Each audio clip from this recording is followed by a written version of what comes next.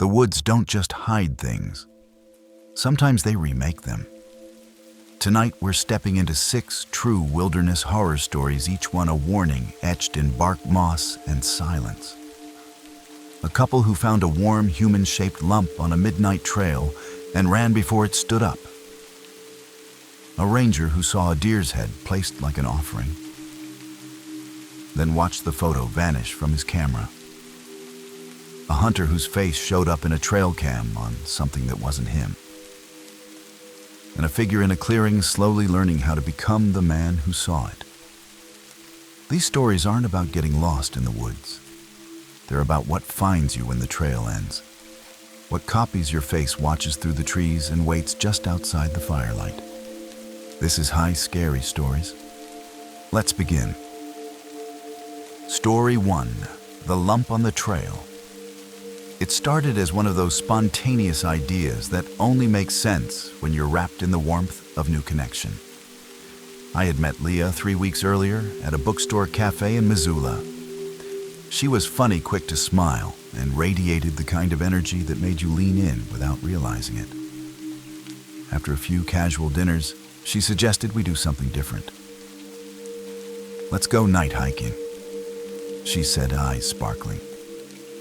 I hesitated at first.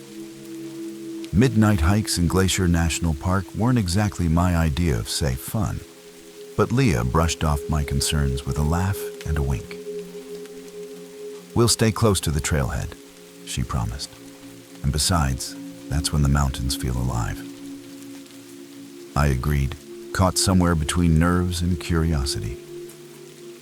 We packed some snacks, a thermos of coffee, and one reliable flashlight.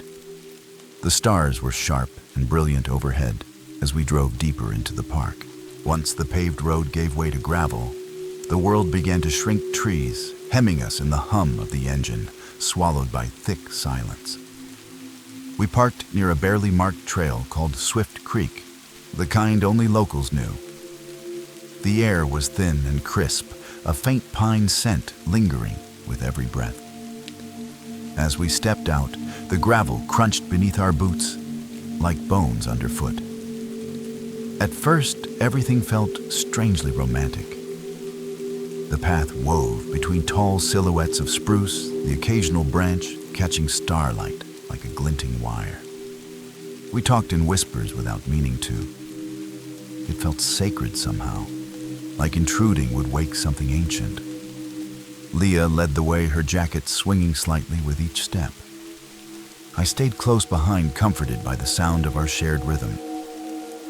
But even then, only 10 minutes in, I felt it. That odd sense that the trees were listening, watching, that somewhere beyond our little bubble of light, something waited. I brushed it off. New place, dark woods, adrenaline. It had to be that right. We kept walking the gravel, narrowing into a path of packed dirt, lined with roots and damp moss. The night had settled deeper now, and the stars seemed to retreat behind thin veils of cloud. I didn't say anything, but I noticed how quiet it had gotten. Too quiet. Not just the absence of cars or far-off campfires that was expected out here. No, it was the absence of everything. No rustling in the underbrush, no insects, not even the distant hoot of an owl. Just the soft crunch of our boots and the occasional creak of a tree settling in the cold. I kept glancing behind us, even though I knew there was no reason to. But every now and then, I felt like something would be there, watching. Leah slowed her pace and flicked the flashlight toward a bend in the trail. The beam wavered slightly, caught in a thin fog that had started to settle closer to the ground. "Weird," she murmured. "It's not supposed to fog up this low." I tried to laugh it off, but it came out flat. "Probably the creek nearby," I said. "Air's just cooling fast." But my voice sounded off, even to my own ears stretched too tight. As we rounded the bend, the trees closed in tighter. Their branches twisted overhead, forming a kind of canopy that blocked even the faint moonlight. Our little cone of flashlight became the only source of reality. Everything beyond it was just shifting shadow. Leah kept walking, but slower now. Her hand had unconsciously wrapped tighter around the flashlight knuckles pale. I didn't want to spook her, but I felt the same way.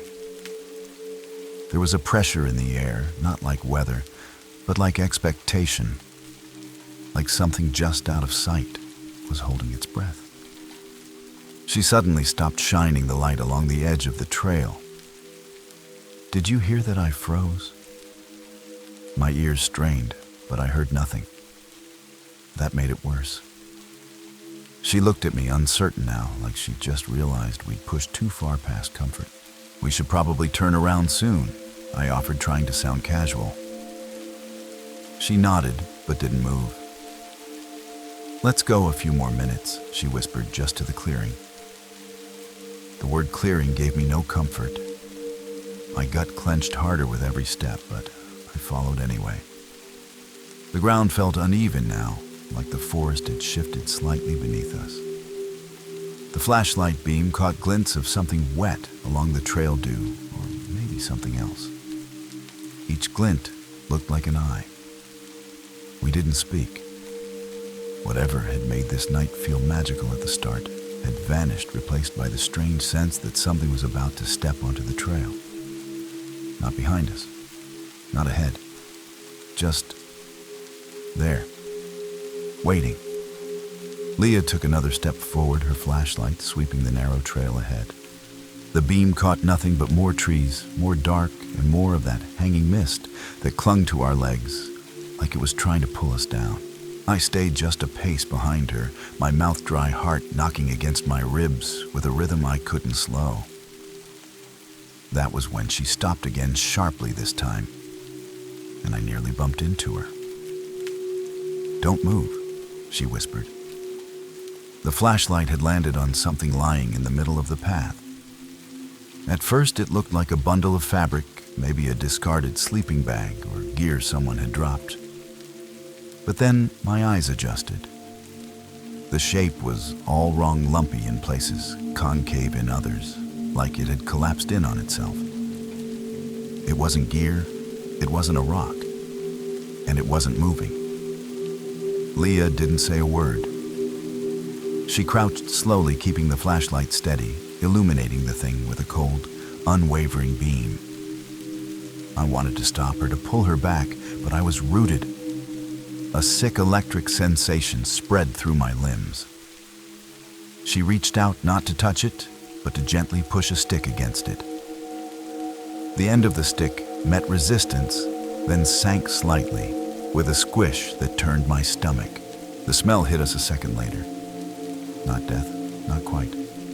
Something in between mold and metal and wet dirt. I covered my nose, gagging, and took a step back. Then Leah said too quietly, "It's still warm." I froze. My eyes locked on her as she rose to her feet, flashlight still fixed on the lump. "It's fresh," she whispered, as if she'd just said something dangerous. The beam traced the outline again, and I saw it clearly now, an arm. Small, pale, barely visible beneath whatever had been draped over it. And that's when the realization hit us both. This wasn't an animal. This was human. My legs moved before my brain could process the command. "We need to go," I said, grabbing her arm. "Now." Leah didn't argue. Her face had gone pale and tight, like she was holding in a scream. Turned and started back the way we came, trying not to break into a full run. The flashlight jumped with each step, carving shaky paths of light across the trail. The trees looked different now, taller, closer, sharper somehow, like they were leaning in. And then just behind us, something shifted. Not a rustle, not an animal scatter. Something heavier.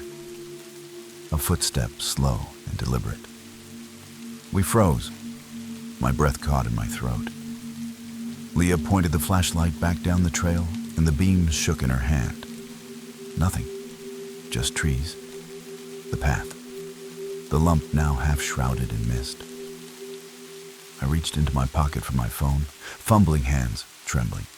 No bars, no signal, not even emergency service. Useless. More footsteps. Closer this time. Run, I breathed. We bolted. The forest blurred past us, and every step felt like it landed just a fraction too late, like the ground was trying to hold us in place. I didn't dare look back. The flashlight bounced wildly in Leah's hand as we tore through the trails, scraping past branches, stumbling over roots. I kept expecting a hand to reach out from the dark and grab my jacket. Somewhere behind us, we heard a voice. A low, croaking whisper that didn't sound human. Wait. We didn't stop. Couldn't. The trees finally broke, and the trail opened up onto the gravel where we'd parked. Our car stood like a lifeline at the edge of the dark. Leah threw open the passenger door and dove inside. I circled to the driver's side, my fingers barely working as I jammed the key into the ignition. The engine turned over, thank God, and the headlights flared to life, casting long white beams down the trail we'd just come from. Nothing. No one. But the lump? It was gone. The patch of dirt where it had been was bare. No sign of anything. No drag marks. No blood. Just mist curling lazily over empty ground. I shifted into reverse, spun the wheel, and drove until the trail turned back into asphalt and the trees fell away behind us. Neither of us said a word for miles. But I kept checking the rearview mirror. And I swear, at one point I saw something step back into the trees, something that looked almost human. But not quite. We didn't speak the entire drive back to Missoula. The silence in the car felt like a second skin, tight and suffocating. I kept both hands clenched on the wheel knuckles, aching from the grip eyes, flicking between the road and the rearview mirror, like something might leap out from the trees and chase us down the mountain. Leah sat curled into the passenger seat, arms wrapped around her knees, flashlight still clutched in one hand, even though it had long gone dark. I don't think she even noticed. Her face was pale and distant, like part of her was still back on that trail. We finally pulled into a gas station just outside town. The fluorescent lights felt harsh and artificial, but they also felt safe, human. I parked and shut off the engine. The sudden stillness made my ears ring. We sat there a moment longer, as if crossing the threshold from forest to parking lot hadn't really pulled us free from what happened. Leah broke the silence first.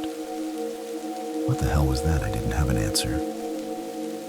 I wanted to tell her we'd imagined it, that we'd stumbled on something explainable, a prank maybe, or a sleeping bag with a mannequin. But I couldn't lie. I had seen that arm, the pale skin, the way it sagged, and I had heard that whisper. We need to tell someone, she said, finally looking at me. Her voice trembled, but there was steel in it. The police, the rangers, someone has to check that trail. I nodded slowly. Yeah, we will. Tomorrow. I didn't mean to lie, but couldn't bring myself to do it that night. I was still too shaken, and I didn't want to go back, not even mentally. But tomorrow came, and we didn't call. Neither of us brought it up. The conversation just dissolved. A few days passed, then a week. Eventually, we stopped seeing each other. Not because of a fight, not because of anything said aloud. Something had changed. The weight of that night sat between us like a wall we couldn't climb over. Months later, I saw a news report short buried at the end of the segment. A missing person had been found in the woods near Swift Creek. A hiker.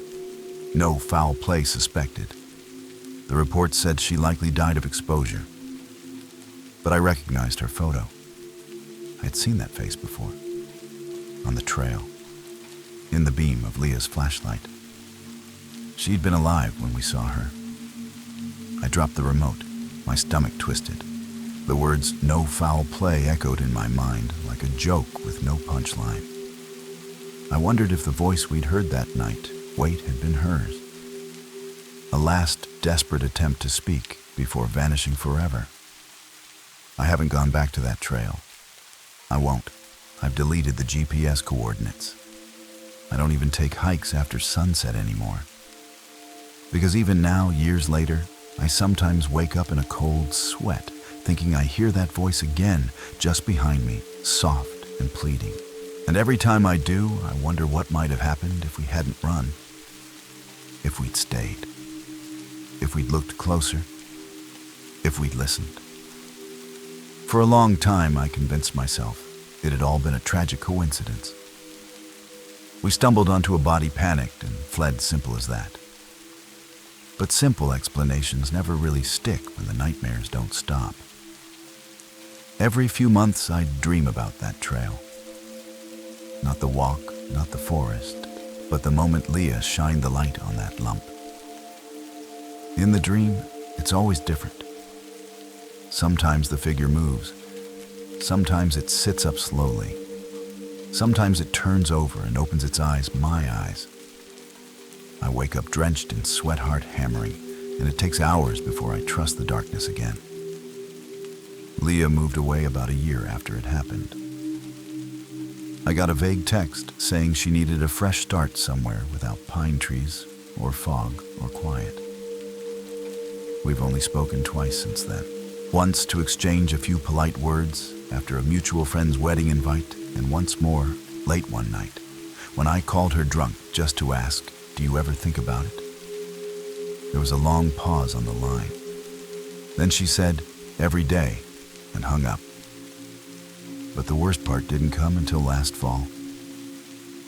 I was helping a friend clear out an old storage locker on the edge of town. Nothing dramatic, just moving boxes and tossing junk. One of the containers was full of old VHS tapes and photo stuff left behind by whoever had rented it before. Most of it was useless, moldy from time and dust. But one cassette had a label scratched out and rewritten in shaky handwriting, Swift Creek, 2003. The tape was grainy and warped, but I watched it. It showed two hikers, college kids, maybe laughing, walking the same trail Leah and I had taken. The timestamp was from 20 years ago. The footage jittered as the camcorder swung around, catching flashes of trees and breathless voices. But then, in the middle of the video, the camera jerked down to the ground, to a shape in the trail, a figure, not lying down, standing, pale, still, watching. And behind the camera, a voice whispered shaky and low, "It's still here." I shut the tape off and left the storage unit without saying a word. Haven't gone back, haven't told my friend. But ever since then, I've been waiting. Not for the nightmares, not for the guilt. For the day someone knocks on my door and I hear that voice again, whispering from just beyond the frame. Story 2. The Severed Doe. I was 2 years into my job as a backcountry ranger in the Great Smoky Mountains when it happened, one of those quiet, late September mornings that start off with promise and end with something you can't explain. I'd arrived at the ranger station before sunrise, the kind of gray pre-dawn where the world feels hushed and half-formed. A light mist clung to the windows, and the air smelled like wet leaves and wood smoke. After logging my shift, I packed my gear like always: radio first aid kit, water, a notepad, and a compact camera I used to log wildlife sightings. Nothing unusual, just routine. My plan was simple: hike out toward Little Cataloochee and monitor a few less traveled trails that had been showing signs of overgrowth. No tourists, no scheduled patrols in the area. Just me, the mountains, and the stillness that usually came with it. That was one of the perks of the job, the silence. When you're that far out, it's like the world resets. No cell service, no news alerts. Just the crunch of your boots and the occasional bird call to keep you company. I reached the trailhead just after 7. The sun was starting to rise over the ridge, casting long golden fingers through the trees. The light was beautiful, almost sacred. I remember stopping just to take it in, how the beams flickered through the fog like stained glass, how the forest shimmered as if it were alive. I'd always found mornings like that to be the best part of this job. It made the lonely walks feel like communion. About a mile in, I spotted a few bison far off in a clearing, unusual for that part of the park, but not alarming. I jotted it down. Everything felt calm, grounded. My boots hit the path in steady rhythm, and I was already thinking about lunch when the air shifted. It's hard to explain just a subtle tension in the leaves, a hush that didn't feel natural. I slowed my steps without realizing my ears instinctively straining for something I couldn't yet name. And that's when I saw it, just a sliver of white ahead, barely visible in the morning fog, lying dead center in the path. At first, I thought it was a fallen branch, catching the light, maybe a patch of fungus or bleached bark. But as I approached, the shape became too deliberate, rounded, smooth, oddly still. I slowed my pace, the gravel crunching beneath my boots, like it was announcing my presence to the trees. The air had shifted completely now. The bird song that usually filtered through the canopy was gone, replaced by an oppressive quiet that pressed against my eardrums like a warning. When I was close enough to make out the full outline, my stomach tightened. It was the head of a doe. Just the head. Cleanly severed at the neck, placed with surgical precision in the center of the trail. Its dark eyes were open and glossy, still reflecting the soft morning light. No blood pooled around it, no drag marks in the dirt, no tufts of fur, just the head, as if someone or something had gently set it there for someone to find. I crouched slowly, every instinct in my body telling me not to touch it. I didn't. But I studied it closely. The cut wasn't jagged like you'd expect from a predator or scavenger. It was smooth, too smooth, almost like it had been done with a blade. But out here, 11 miles from the nearest service road, it didn't add up. My hand reached for the radio clip to my vest. Static. I adjusted the frequency. Still nothing but hiss. I stood and took a few steps back, trying to clear my head. I'd seen animal remains before. Nature is messy and merciless, but this felt wrong. There was a deliberateness to it. That's when I noticed something else. No scavengers, no insects buzzing around the carcass, no birds circling above.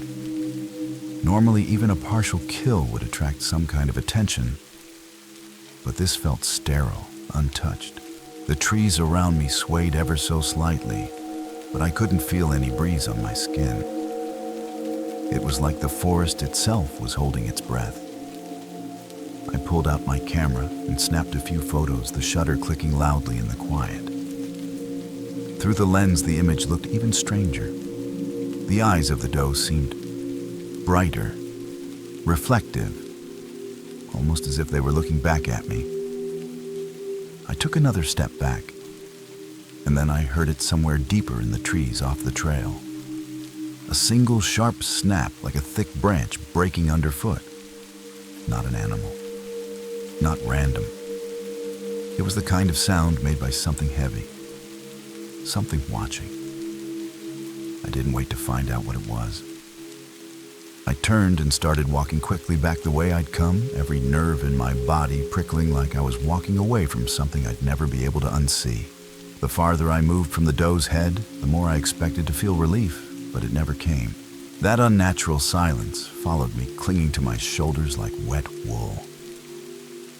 My pace quickened, boots landing heavier with each step, until I was nearly speed walking down the trail. I told myself it was just caution, that I'd radio it in once I got signal. But underneath that was a more honest fear I didn't feel alone. About a quarter-mile down, I stopped at a familiar overlook that gave me decent reception on past hikes. I lifted the radio to my lips and pressed the call button. Base, this is Ranger Calloway. I have an unusual finding. Anyone read me a beat of static? Then mercifully a voice, crackly but clear. Calloway, this is Base. Go ahead. Relief washed over me, but it didn't last. I found a severed deer head, I said slowly, forcing the words out. Alone. Clean cut. No tracks, no blood, no body. A long pause. Say again, I repeated myself, emphasizing the absence of animal activity. Another pause. Then copy that. Send coordinates. We'll dispatch someone to check it out. I gave them the location and ended the call, promising to meet them halfway. Still, I couldn't shake the unease in my gut. Something told me I shouldn't be standing still. I turned back toward the trail, then froze. The doe's head was gone. I blinked, sure I had misjudged my distance.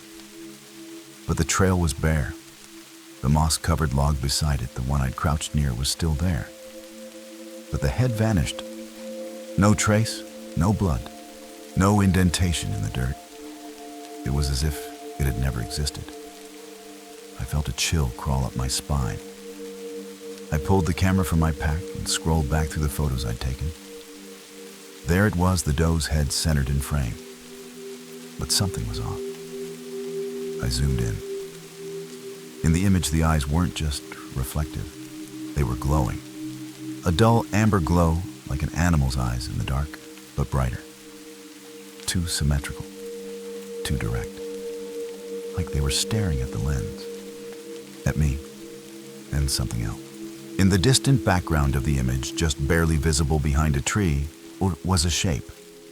Slender, upright, human-sized, but not human. The limbs were too long, too thin, the proportions all wrong. Its face, if it had one, was turned directly toward the camera.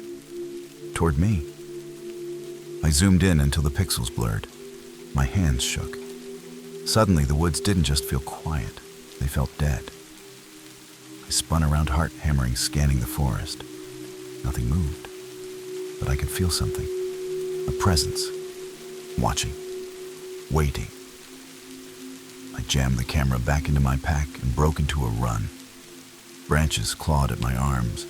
My breath came in short, panic bursts. I don't know how long I ran, minutes, maybe longer, but every time I looked back, I saw nothing. And yet every instinct screamed, don't stop. Don't look back too long. It's behind you. Eventually, I reached the fire road, where the truck from base was supposed to meet me. I collapsed against a tree, lungs burning, trying to slow my heart.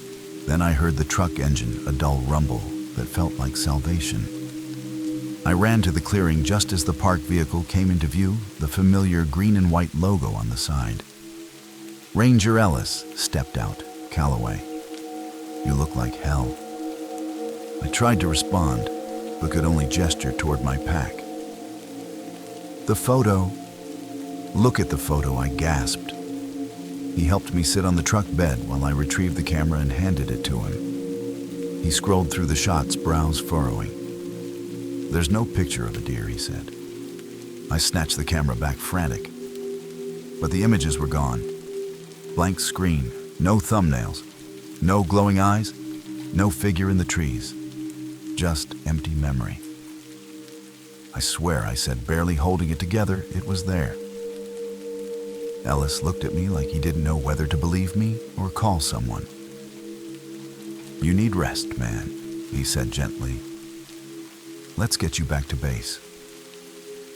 As we drove down the fire road, I stared out the window, eyes locked on the tree line. And for just a second before the trail vanished around a bend, I saw it again. Tall, still, watching. The drive back to base felt longer than it should have, even though it wasn't more than 30 minutes. I sat in the passenger seat, hands clenched tightly around the camera that now displayed nothing but black screens where evidence had once lived. Ranger Ellis tried to make small talk. At first, something about a recent coyote sighting, maybe a busted fence near one of the campsites. but I barely heard him. My mind kept replaying that last glimpse, the figure standing just inside the tree line, tall and unmoving, almost blending in with the bark behind it. Had it followed me the whole time? Or had it simply waited? When we reached the ranger station, Ellis parked and cut the engine. "You sure you're okay, Calloway?" he asked, giving me a sidelong glance. I nodded too quickly. "Yeah. Just low blood sugar or something." Long morning. He didn't push, but I could tell he didn't buy it either. I spent the rest of the day going through the motions, logging my hike, writing up the coordinates, drafting a report that was sterile and bland compared to the madness I felt bubbling under my skin. I left out the photo, left out the figure, left out the eyes that had glowed like lanterns in that camera screen. I told myself I was just being careful that without evidence, no one would believe me anyway. But the truth was, I didn't want this thing, whatever it was, acknowledged. If I gave it a name, if I tried to explain it out loud, it might become real in a way I couldn't undo. That night I couldn't sleep. Every creak of the cabin made me sit up straight. The radio on my nightstand crackled once around 2 a.m., but no one was transmitting. I didn't dare answer it. I just lay there, heart pounding, staring at the ceiling, half expecting to hear the crunch of leaves outside the window or to see a shadow stretch across the glass. Over the next week, I patrolled closer to the station, choosing safer, shorter trails. I avoided Little Cataloochee. I didn't mention the doe's head again, not even when someone from base joked about a strange smell in that area a few days later. I nodded, made some non-committal comment, and changed the subject. But I never forgot. One morning, I checked my personal trail camera, a motion sensor setup I'd placed months ago on a whim, a few miles from that spot. Most of the images were of deer, foxes, raccoons. Normal. But in the final frame, time-stamped 2 days after the incident, something tall and pale appeared on the edge of the frame, barely visible through the mist. No face, no features, just standing there, watching the lens like it knew. I never showed anyone that last trail cam photo. I told myself it was a trick of the light, that mist can play with depth and shadows, but deep down, I knew better. That shape, still impossibly tall, wasn't something you misinterpret. It wasn't human. And it wasn't passing through. It had been waiting. I kept that image on a locked USB drive tucked in the back of my desk drawer. But the real damage had already been done. I stopped venturing far from the station. I made excuses to trade backcountry patrols with other rangers. I spent more time inside than in the woods, and when I did hike, I always made sure someone knew exactly where I was. Even then, I kept catching glimpses. Not clear ones, just brief flashes of something wrong in the distance. A figure in the trees that vanished when I turned. A reflection in water that didn't match the world around it. Birds scattering in absolute silence. It started showing up in my dreams too. Always the same one. I'm back on the trail, standing over the Severed Doe's head camera in hand. But this time, I don't turn and run. I kneel, look into the eyes, and they blink. Slowly, deliberately. Behind me, something enormous shifts in the trees. I try to stand, but my legs won't move. I wake up just before it reaches me. Then 3 months after that morning, a new ranger named Dana was assigned to my district. Eager Friendly didn't believe in spooky stories.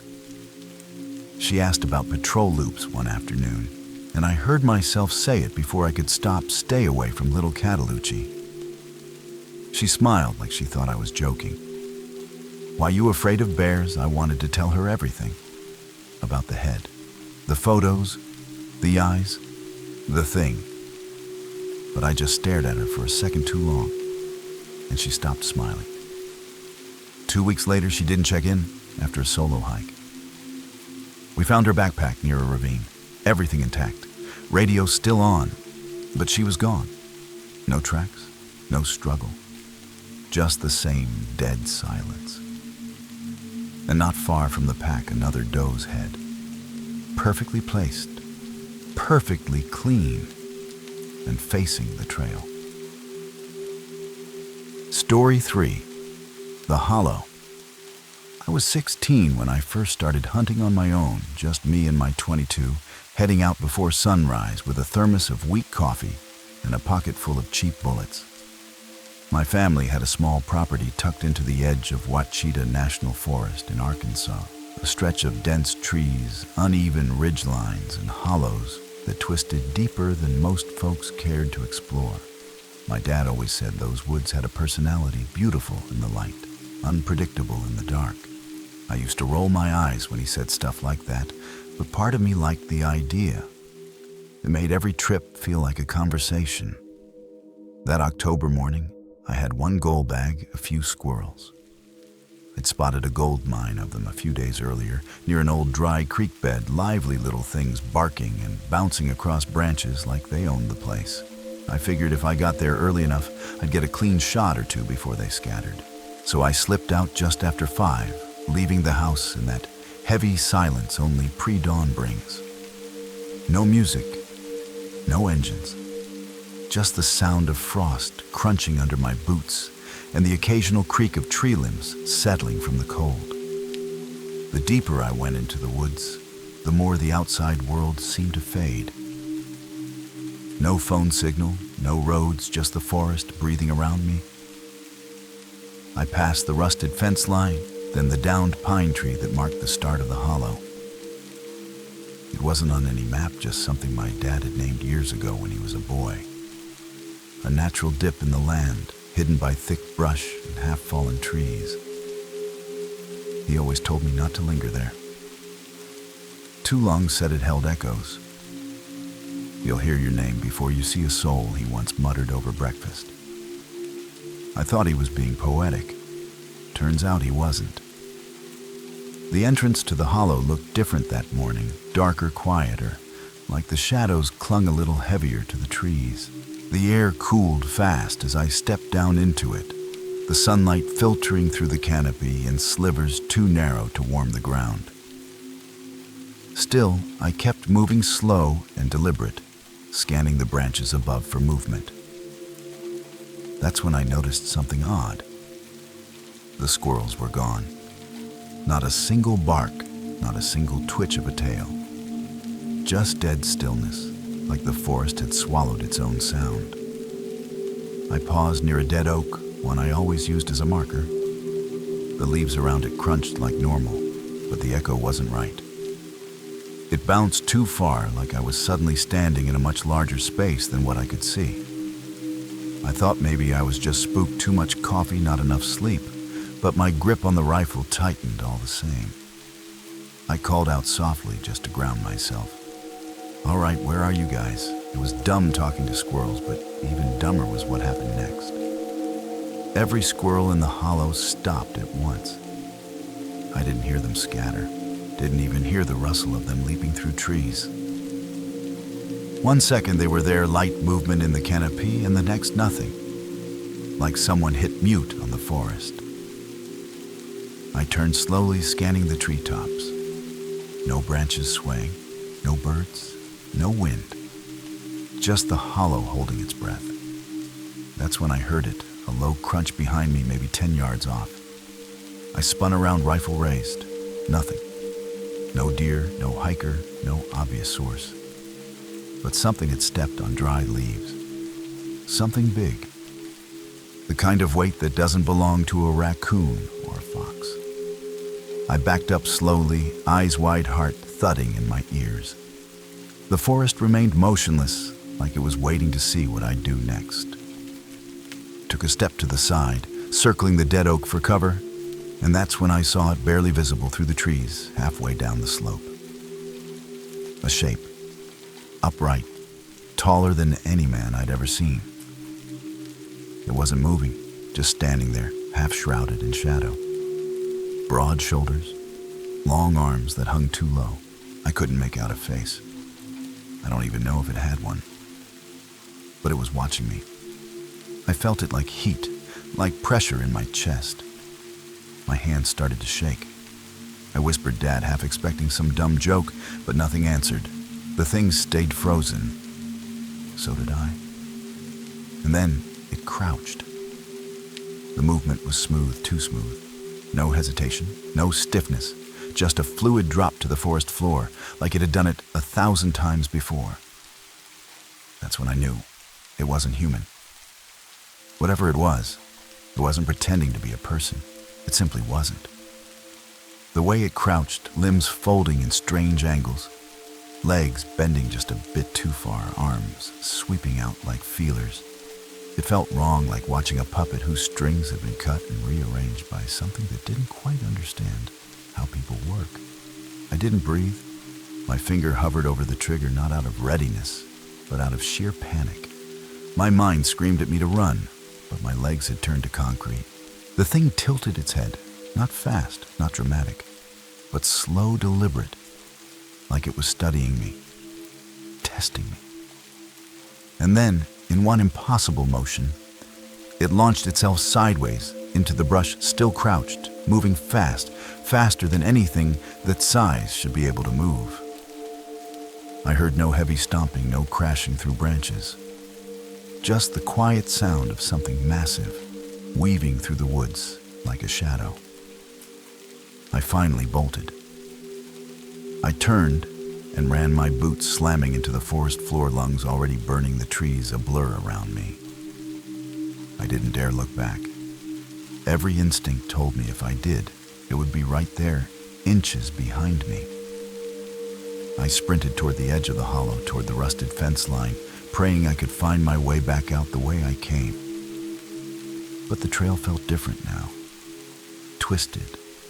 Wrong. The landmarks I trusted, old stumps, the fallen pine, they were gone or in the wrong place. It felt like the forest itself had rearranged. A branch snapped behind me, close. Too close. I swerved hard, nearly tripping over a root, and ducked behind a thick cedar trunk, panting, trying to make myself small. I crouched there for what felt like a lifetime, listening, waiting. But nothing followed. The woods were still again, eerily so. And then I heard it. Not footsteps, not breathing. My own name, whispered, drawn out like it was being pulled through teeth. Caleb. No one knew I was out there. No one but my dad, and he sure as hell didn't sound like that. I clamped a hand over my mouth and squeezed my eyes shut, waiting for the nightmare to pass. But it didn't. The whisper came again, this time from the other side of the tree. Closer, too close. Caleb! I jumped up and ran. This time I didn't stop. I ran until the trees thinned out, until I crashed into the fence line like a deer in flight, tearing through the rusted metal and sprawling into the open field beyond. The world tilted as I lay there, gasping, staring up at the sky. The sun was higher now, warm and indifferent. The birds were back. A soft breeze rustled the grass. It felt like I'd stepped out of one world and into another. I never heard it again. I never saw the thing leave the hollow. But from that day on, I never went near it. And neither did my dad. When I finally told him what happened, he didn't laugh. He didn't say I was imagining things. He just nodded once and said, "I told you the hollow hears you." And then he added something he never had before. It doesn't always let you leave. For weeks after that morning, I didn't step foot past the backyard tree line, not even during the day. I told my dad I'd lost interest in hunting, made some excuse about focusing on school, but he didn't press. Maybe he saw the truth in the way I jumped every time the wind rustled the branches, or how I flinched when the coyotes howled too close at night. The woods had always been a part of my life, comforting, familiar. But after the hollow, they felt like a mouth that had almost closed around me. The nightmares started a few days later. They always began the same. I was back in the hollow, but this time it wasn't empty. I was kneeling next to the old oak rifle beside me, and the forest was too quiet.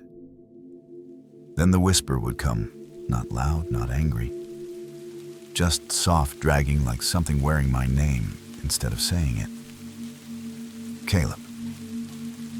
It would drift between the trees like fog curling around me until I couldn't breathe. And I'd wake up choking, drenched in sweat, heart galloping. I stopped sleeping through the night.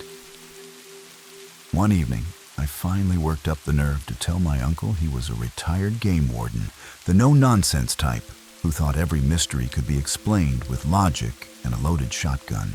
When I told him about the figure in the hollow, the voice, the feeling, I expected him to laugh or tell me it was just a bear or some poor hiker in camo. But instead, he went quiet.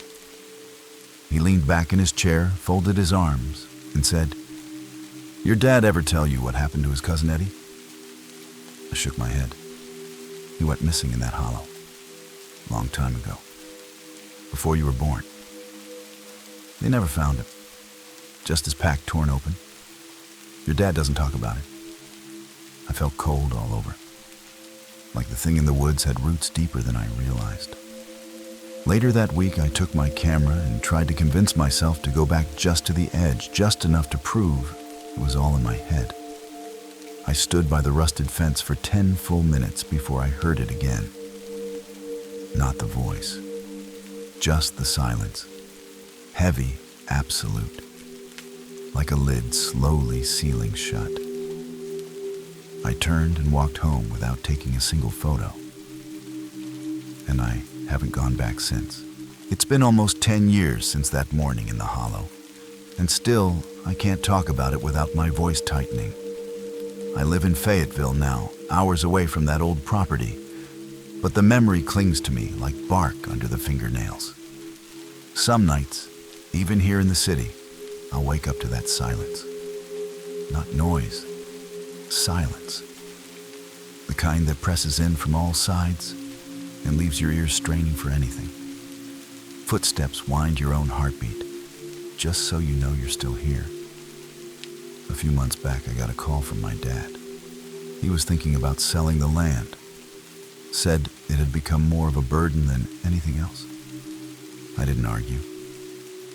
I just asked, "Have you gone back to the hollow?" There was a long pause on the line before he said quietly, "I won't. Not again." That should have been the end of it. But curiosity doesn't die easy. A few weeks later, I got a message from an old friend, Jason, one of the few guys who used to hunt near our property growing up.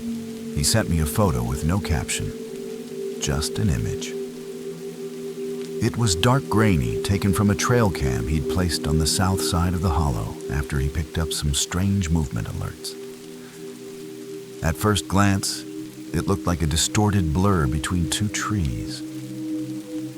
But the longer I stared, the clearer it became. It was crouching, just like before. Same long limbs, same impossible shape. But this time a face was visible. And the worst part, it looked like me. Not exactly. Off, hollow-eyed, stretched, like someone had sculpted my face out of wax and left it too close to a fire. Jason asked if I'd ever seen anything like it. I told him to delete the photo, to never go back there again. And then I blocked his number. Because whatever it was, it didn't just let me leave the hollow that day. It remembered me. Story 4. The Concrete Coffin. When I was 12, the woods behind our neighborhood in Salem, Massachusetts, felt like the edge of the world, untamed, endless, and just dangerous enough to make you feel brave for stepping into them. My best friend Jonah and I spent nearly every weekend out there building forts from branches and salvaged plywood, pretending we were explorers discovering some lost world.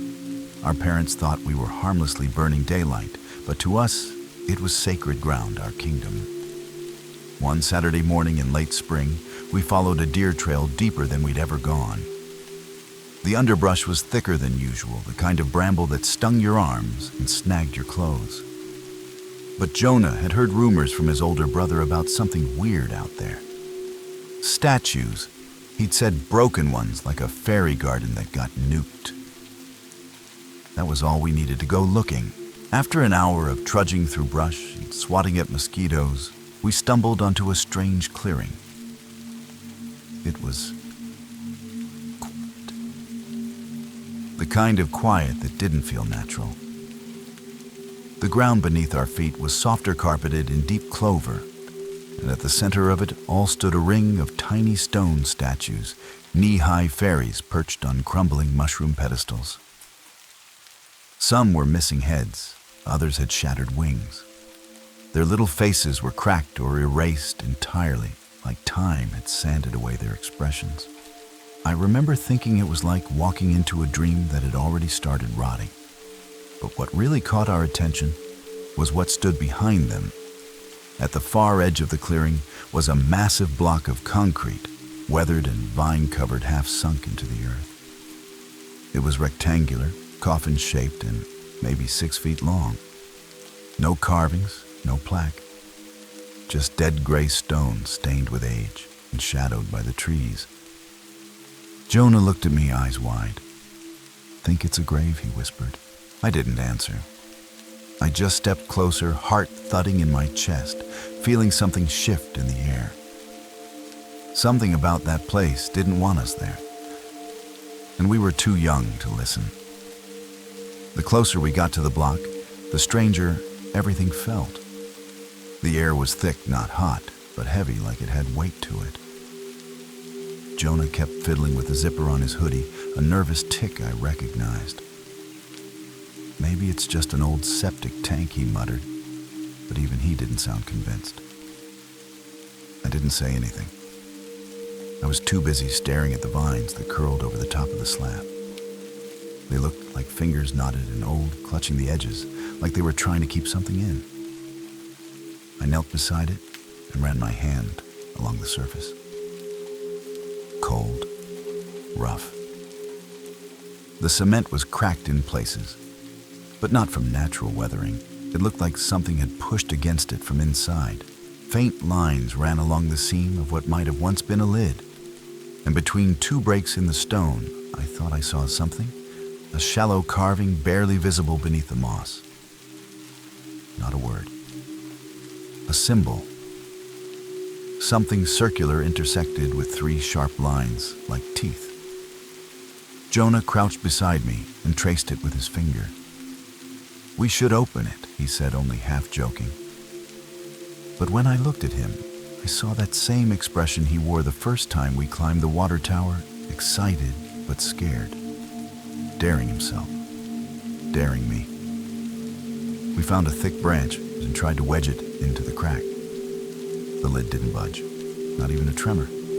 We pushed, pried, even jumped on it. Nothing. That's when the wind died. It was sudden. One moment the trees were swaying gently, and the next, everything froze. The leaves stopped rustling. The birds stopped calling. It was like the whole forest was holding its breath. I looked around and realized the shadows had shifted. They weren't falling with the sun. They were leaning inward toward the clearing. Jonah stood up fast. "Do you hear that?" I listened.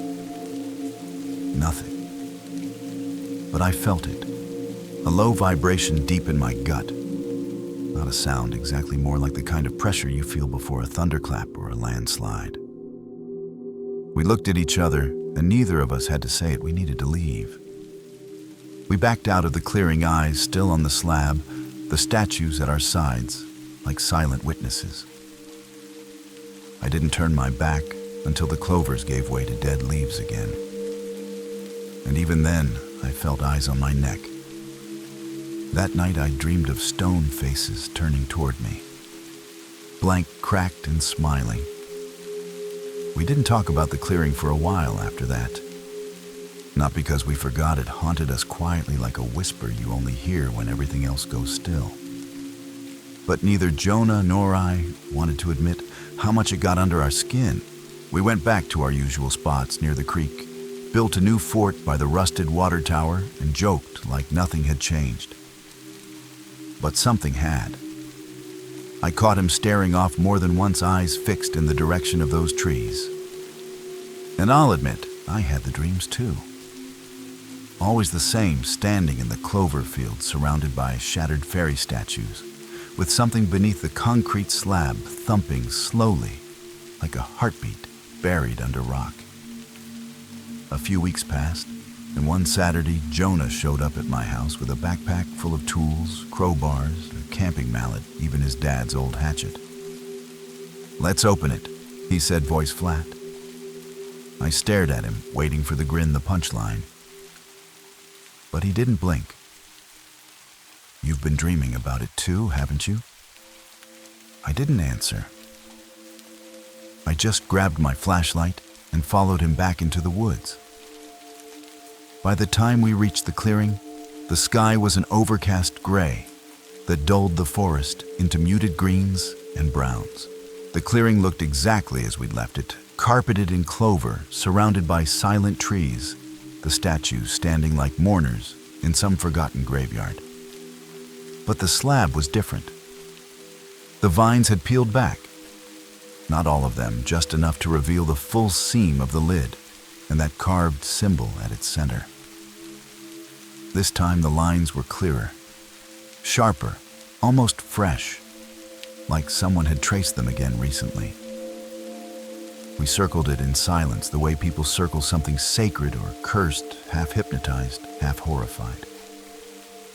Then Jonah knelt, wedged the crowbar into the seam, and pushed. A crack echoed across the clearing like a gunshot. The lid shifted just a hair, but it was enough. We scrambled to help, hearts pounding, breath shallow. With both of us prying and pulling, the lid groaned and slid a few inches to the side, revealing a narrow gap no wider than my hand. Darkness stared back at us.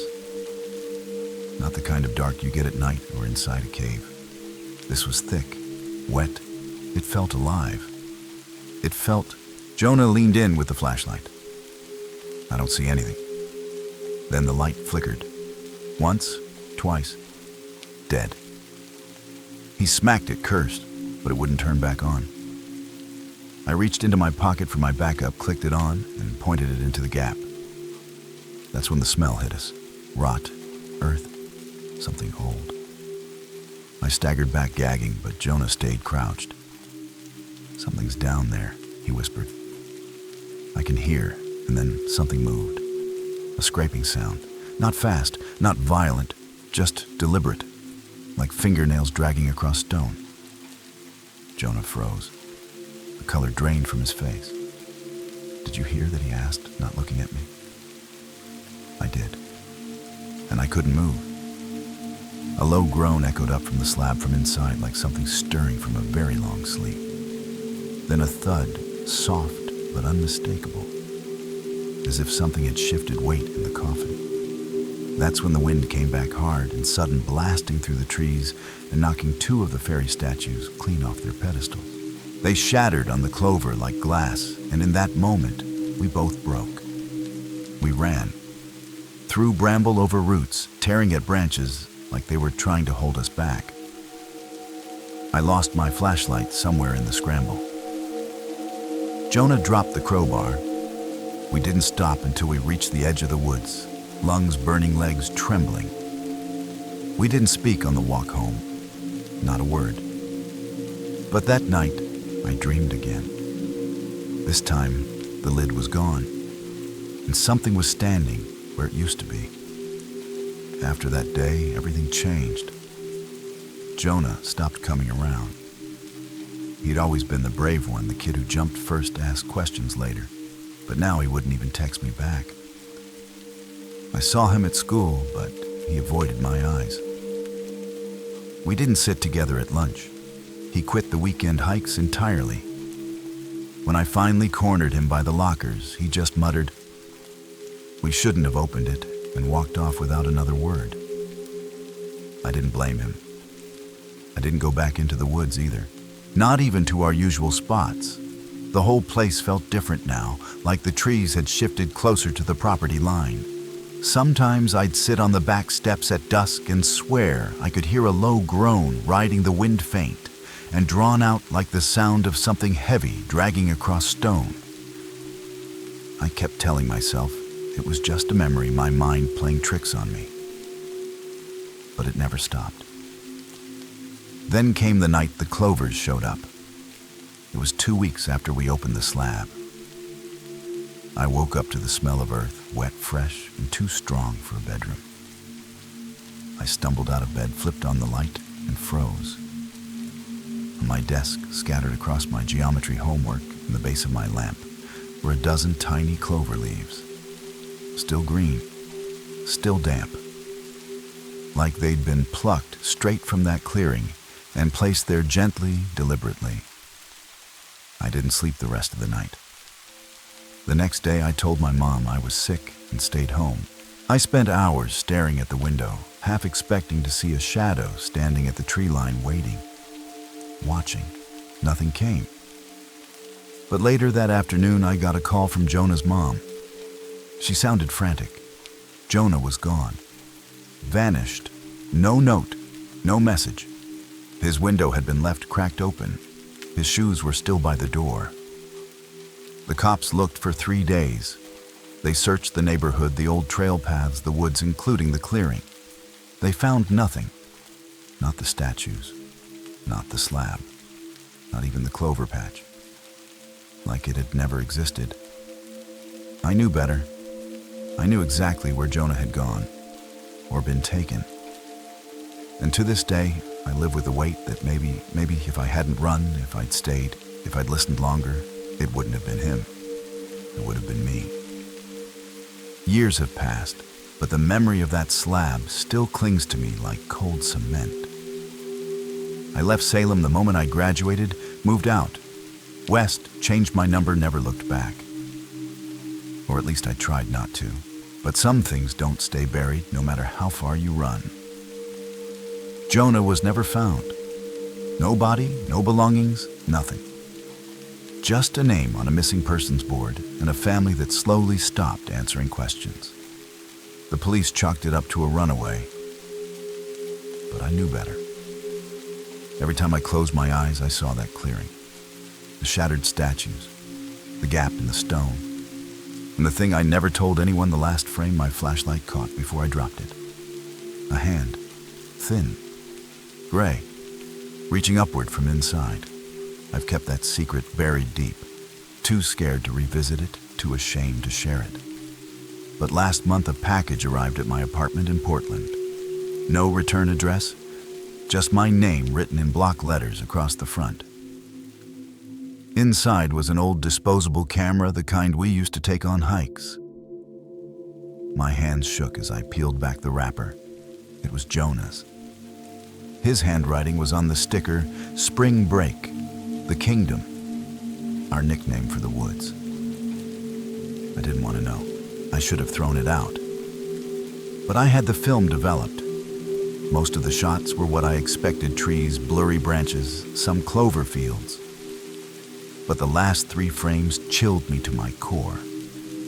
The first was of the clearing, except it looked new, untouched. The fairy statues were whole again, standing tall. The slab was sealed, no cracks, no vines.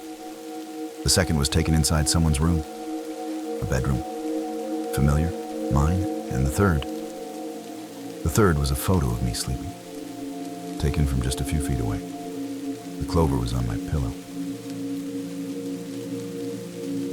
Story 5, The Abandoned Camp. Our family's lake cabin in rural Michigan had always been a place of comfort, peeling paint, creaky floorboards, the smell of pine sap baked into every surface. But it was ours. Isolated, no Wi-Fi, no neighbors for miles, just loons calling across the water and bonfires crackling under the stars. That summer, I brought my girlfriend Maddie for the first time. She was a city girl, not used to the quiet, but she loved the novelty, swimming at sunset, s'mores at night, long naps in the hammock. For a few days, It felt like the world had melted away. But across the lake, tucked behind a curtain of trees and brush, stood something neither of us could ignore. An old Girl Scout camp abandoned for years. You could barely make it out through the branches, the skeletal remains of cabins, a collapsed dock roofs caved in and covered with moss. Locals said the state shut it down after funding dried up. Others muttered different stories about accidents, disappearances, things better left forgotten. But no one ever went near it. No boats docked there, no campers. Just silence, like even the birds avoided it. Of course, we couldn't resist. One lazy afternoon, while the lake was still and silver under the sun, Maddie pointed across the water and grinned. "Let's go. Just for a look." I hesitated, gave the usual warnings, rot-nail snakes, but she was already pulling the canoe into the shallows. I followed, grabbing a flashlight and my camera more out of habit than anything else. We paddled slowly the lake, unnervingly calm. As we drew closer, the silence deepened. No birdsong, no buzzing insects. Even the sound of our paddles seemed muffled, like the water didn't want to carry it. We pulled up to the old dock, warped and splintered, but still mostly intact. I tied off the canoe and looked at Maddie. She raised an eyebrow, clearly daring me. So I stepped onto the dock first, and for the first time all week, the cabin across the lake no longer felt like a sanctuary. It felt like a line we were about to cross. The boards groaned under our weight as we made our way from the dock toward the overgrown path that once connected the cabins. Tall grass brushed against our knees, and every step sent a new puff of dry dust into the air, mingling with the thick, musty scent of mildew and sap. The trees leaned inward, their branches almost arching over the trail, like they were trying to hide what lay beyond. Maddie walked ahead of me, flashlight in hand, even though there was still plenty of daylight. "It's like walking into a forgotten movie set," she whispered. Her voice sounded too loud in the quiet, like we were intruding on something sacred. We reached the main lodge first. Its door hung open on rusted hinges, creaking faintly with the breeze like it had been waiting. Inside, the air was stale and thick, tinged with rot and the faint trace of something sweeter decay trying to disguise itself. Mold traced the walls like veins, and the floorboards sagged under each careful step. Torn sleeping bags and scattered bunk frames hinted at a rushed departure, but it was the silence that pressed down the hardest. No rodents, no insects, not even the usual flutter of a startled bird in the rafters. Just us, breathing. In one of the corners, Maddie found a dusty Polaroid face down beneath a collapsed shelf. She flipped it over, and I saw her face change. It was a photo of a group of girls smiling at the edge of the lake. But behind them, half hidden by trees, was a tall, dark shape. Not a tree, not a counselor. Something that didn't belong. We didn't say anything, just kept walking. Outside, the path curved around a collapsed mess hall and toward what looked like the arts and crafts cabin. The paint had long since peeled away, leaving warped boards exposed like bone. As we approached, I noticed something carved into the doorframe. Long scratches, deep, uneven, and far too high up for an animal. 5 gouges spaced like fingers. Maddie paused, staring at them. "That's not right." I wanted to say it was nothing. I wanted to keep us calm.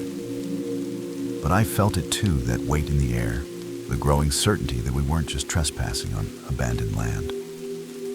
We were walking through someone else's memory, and maybe they hadn't forgotten us. We stood there for a long moment, both of us staring at those 5 claw-like gouges in the doorframe. My first instinct was still to rationalize an animal maybe, or warped wood splitting from age. But even as I opened my mouth to say it, I couldn't. Something about those marks felt deliberate, not feral. intentional. Maddie ran her fingers just above them, and then looked at me, her flashlight beam wavering slightly. "We should go soon. Just one more look," I said, more to myself than to her. "Then we'll head back." We pushed open the door of the crafts cabin, and it swung wide without resistance. The interior was darker than I expected, the light from outside barely making it through the dirty windows. Our footsteps were muted, muffled by layers of dust and scattered paper.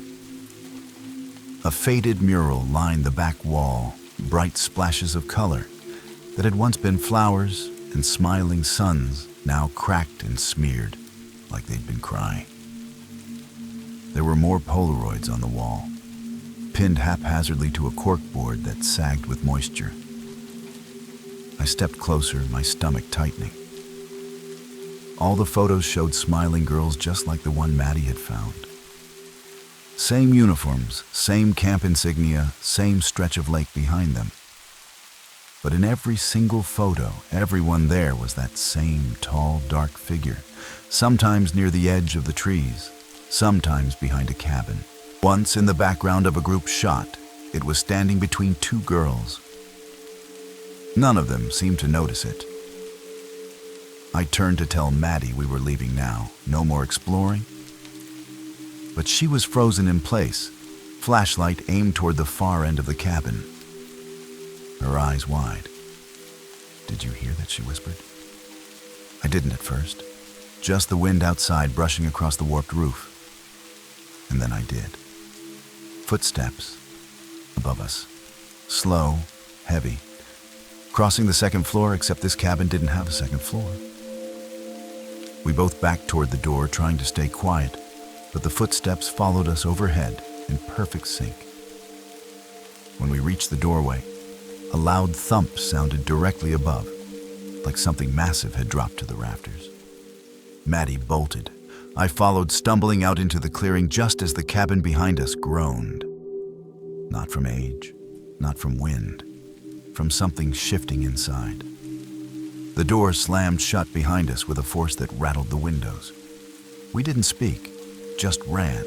Branches lashed at our arms as we cut through the overgrown trail, trying to retrace our path.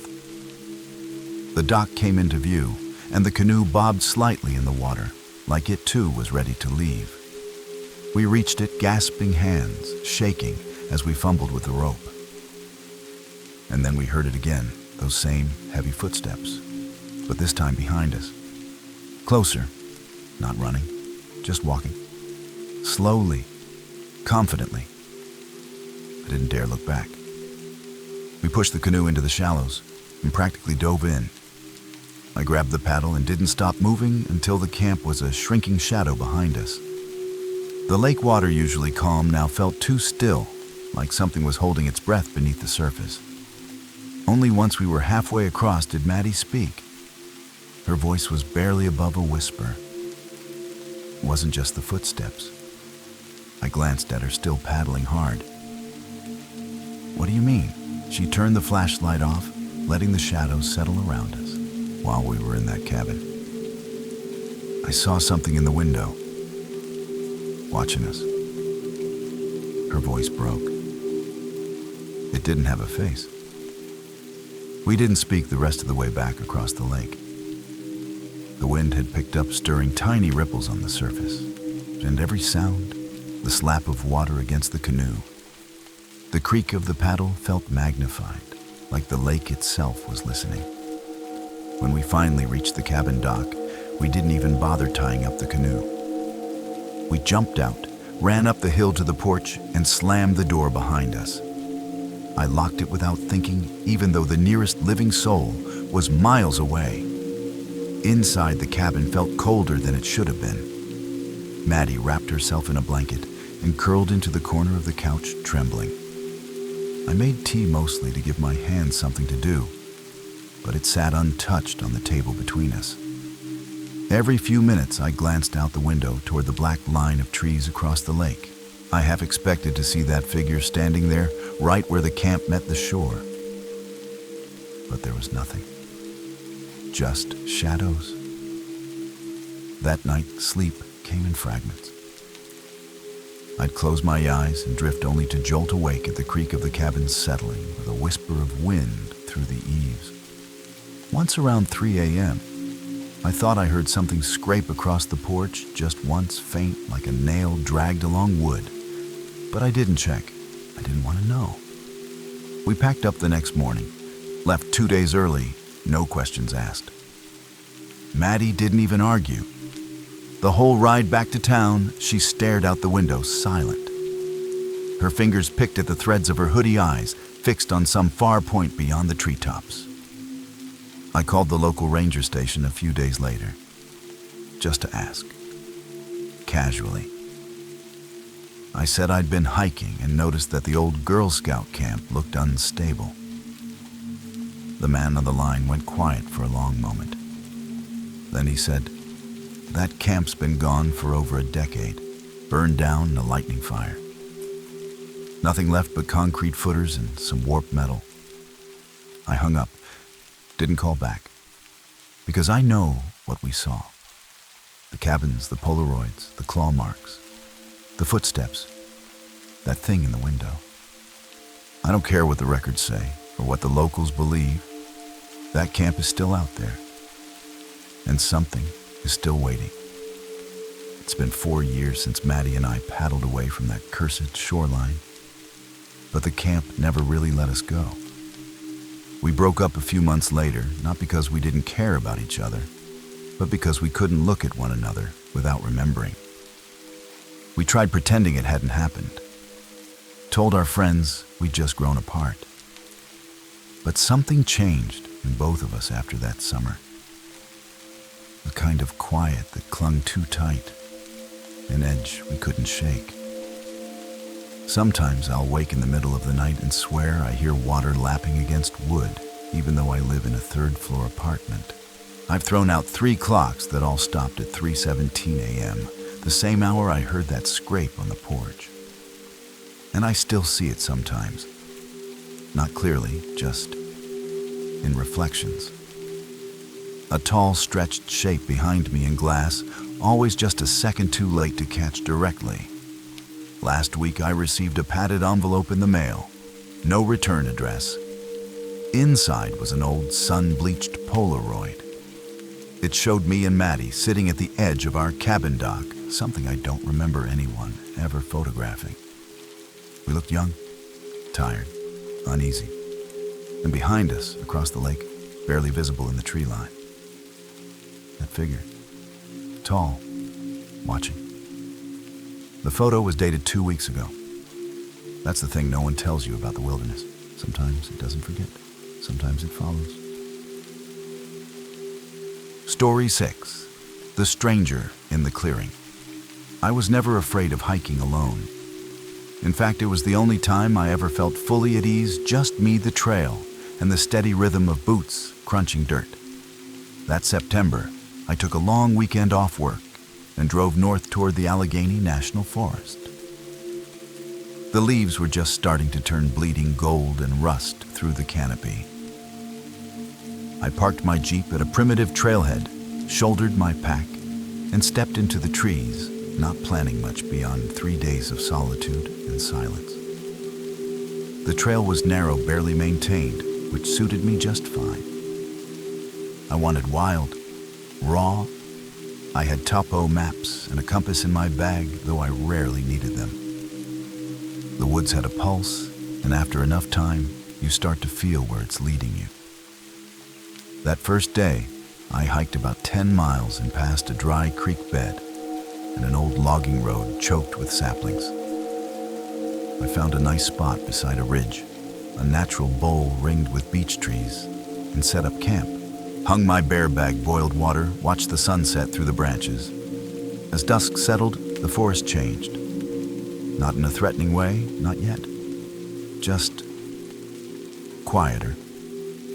The birds hushed, the crickets paused. Even the wind seemed to hold its breath. Then I saw it. Down the hill, maybe 50 yards through the trees, was a clearing I hadn't noticed before. Wide, perfectly circular. No underbrush, just tall grass and shadow. And someone was standing in the middle of it. I couldn't see their face, just the outline. Tall, still, not moving. At first, I assumed it was another hiker, maybe setting up camp, but no tent, no movement, no fire. I blinked, looked again. They were gone. I didn't sleep much that night. The next morning, I tried to convince myself it had been a trick of the light. Shadows playing games. A tall stump or maybe a half-dead sapling catching the last glow of dusk just right. But I couldn't shake the feeling, that cold ripple down the spine, when something isn't just your imagination. I packed up camp early, telling myself I just wanted to make good mileage before noon. But really, I didn't want to be near that clearing when the sun dipped again. Still, as I hiked, I couldn't help glancing over my shoulder. Every time the woods opened up even a little, I scanned for movement. Nothing. Just bird song and the occasional squirrel bolt. But it all felt too staged, like a soundboard of nature playing on repeat, slightly off. Around midday, I reached a ridge overlooking a narrow valley and paused for water. That's when I saw it again. Another clearing and another figure. Same build, same stillness.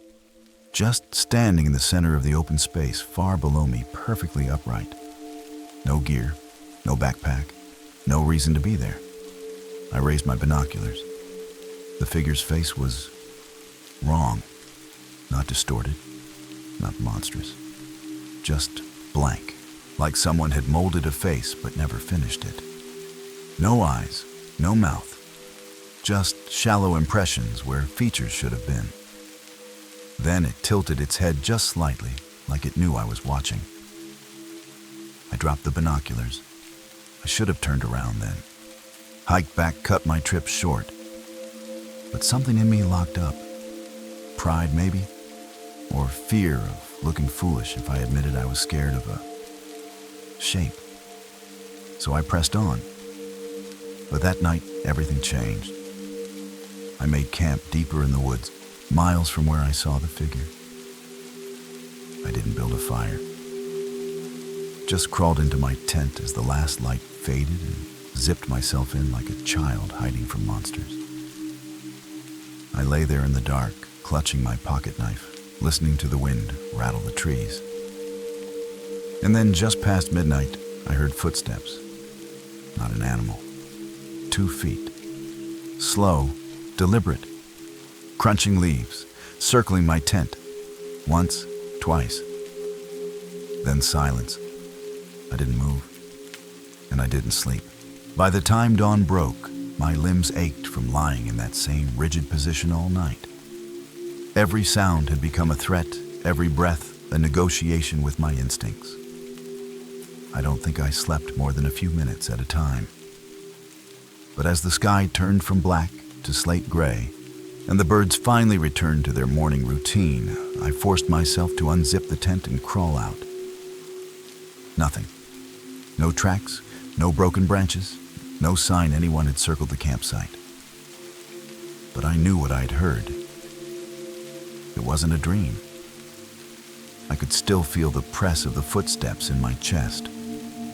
Still smell the faint hint of wet moss and something else like soil that had been undisturbed for too long suddenly opened. I ate a protein bar without tasting it and told myself I'd be hiking out that morning. I didn't care if I cut the trip short. I just wanted to be back near roads, cars, signal people. I packed quickly and hit the trail, but something was off. Trees I swore I'd passed on the way in now looked different. The trail forked where it shouldn't have, and the compass needle jittered like it was unsure which way to point. I kept walking, though, hoping muscle memory would carry me through. It was nearly noon when I broke through a line of pine trees and found the clearing again. The same one, perfectly round, grass flat and pale like it had never known sunlight. And at its center the figure, this time closer. I froze legs, refusing to obey logic. I could see him now, if it was even a him. The shape was humanoid, yes, but wrong. Stretched just a little too tall arms, hanging 2 low fingers, motionless at its sides, like they didn't know what hands were for. The face was still smooth, but the impressions had changed. Where there had been nothing before now, there were shadows of features, like it had studied a human face and was slowly learning to copy one. It didn't move, but I did. I stepped backward slowly, breath shallow, trying not to break eye contact with its blank gaze, though how could it even see me? Every instinct screamed to run, but some deeper part of me knew that if I turned my back, it would follow, or worse, appear again ahead of me. The second I stepped past the tree line, a rush of wind blew through the forest, strong enough to shake branches and pelt me with brittle leaves. I stumbled, nearly fell, and when I looked back, it was gone. The clearing was empty, as if nothing had stood there at all. I turned and ran. Not a jog, a sprint. I barreled through branches, scratched my arms on bark, nearly twisted my ankle crossing the dry creek bed I'd passed days before. All I could think about was distance, putting as much space between me and that thing as possible. My chest burned, legs screamed, but I didn't stop. At some point, I tripped and rolled into a ditch, my backpack slamming against my spine. I lay there gasping, staring up at the filtered sunlight through the leaves. And that's when I realized I wasn't alone. Above me, standing perfectly still at the edge of the ditch, was the stranger. No sound, no breath. And this time, the face had eyes. Just two shallow, hollow sockets staring down at me like it had borrowed the idea of what eyes were supposed to be. It didn't move, but I could feel it watching, studying, copying. I didn't scream. I couldn't. I just backed away, crawling on hands and feet like an animal, until I could stand again, then ran without direction. My body acted on pure instinct. My thoughts were a blur. Eventually, hours later, I burst out of the woods onto a gravel road and collapsed. A passing hunter found me covered in dirt and shaking. He offered water, asked if I was okay. I didn't know how to answer, because something had found me out there. And I knew it still wasn't done. The hunter's name was Joe, late 50s, maybe older, with a face like cracked leather and the kind of eyes that have seen enough to know when someone isn't just spooked. He didn't push me for details, just handed me a flask of water, helped me into the bed of his pickup, and drove me to the nearest ranger station without a word. I must have looked like hell. My shirt was torn, my arms streaked with cuts, and my boots caked with mud and pine needles. But none of that mattered to me. All I could think about was the clearing and the thing that had been standing in it. When we got to the station, the ranger on duty, a clean-cut guy named Evans, tried to ask what happened. I gave him the short version. I'd gotten lost, thought someone might have been following me, and panicked. I couldn't bring myself to say the rest. Who would believe it? A faceless figure stalking the forest, changing every time it was seen. He nodded like he'd heard stranger. But there was something in the way he looked at Joe, something silent and knowing that made my skin crawl.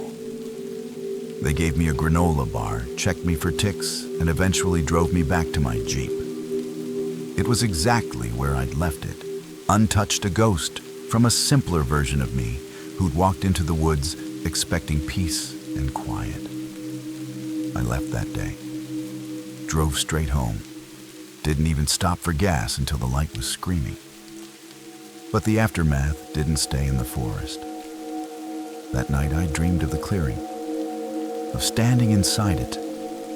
Only this time I was the one frozen still while something walked slow circles around me, watching, measuring. Over the next week I started noticing small things. My reflection in the mirror would lag just for a second, as if the image hadn't caught up. Sometimes, walking through the city, I'd catch a glimpse of myself in store windows and feel like the person staring back was learning me, mimicking me. The worst part, I began to see him in crowds. Not always clearly, but tall shapes. Too still. Faces too smooth or too familiar. Once at a bus stop, I swore I saw my own expression staring back at me, off by just enough to make my stomach twist. I haven't gone back to the woods, but something from them has come with me. It's been 7 months since that trip, since I saw the faceless thing in the clearing, since it looked at me, really looked at me, and started to change. I've tried to move on, changed jobs, moved apartments, switched routines. But it's still with me. Not always right in front of me, no. It's subtler than that. Smarter. It started small. Lights flickering when I walked into a room. Seeing my phone screen light up and a face on it, my face, when no camera app was open, I told myself it was stress. Trauma. Until last week. I was in line at a coffee shop half asleep when someone behind me tapped my shoulder. I turned around expecting a stranger. It was me. Not a mirror, not a twin. Me. Same coat, same boots, same small scar over the eyebrow I got as a kid. Same birthmark near the jawline that no one notices unless they're really looking. But his expression, my expression, was off. Too smooth. Like it was holding still, waiting to see how I'd react. He didn't speak, just looked at me, then turned and walked out the door. I didn't follow, couldn't. But that night I checked my door twice, slept with a knife under my pillow. This morning I found a note taped to my bathroom mirror. No handwriting, just block letters cut from a magazine. You left something behind. And underneath, taped to the glass, was a single leaf of pale flattened grass from a clearing that no longer exists on any map. And I finally understood. I didn't escape the woods. I was replaced. Thank you for venturing into the darkness with us. If these stories sent chills down your spine, don't keep the fear to yourself. Leave a comment, smash that like button, and share this video with someone who dares to listen in the dark. We release terrifying true stories every week, so be sure to subscribe and turn on notifications so you never miss what's lurking in the shadows. This is High Scare Stories, where nightmares don't end when the video does. Until next time, stay safe and stay scared.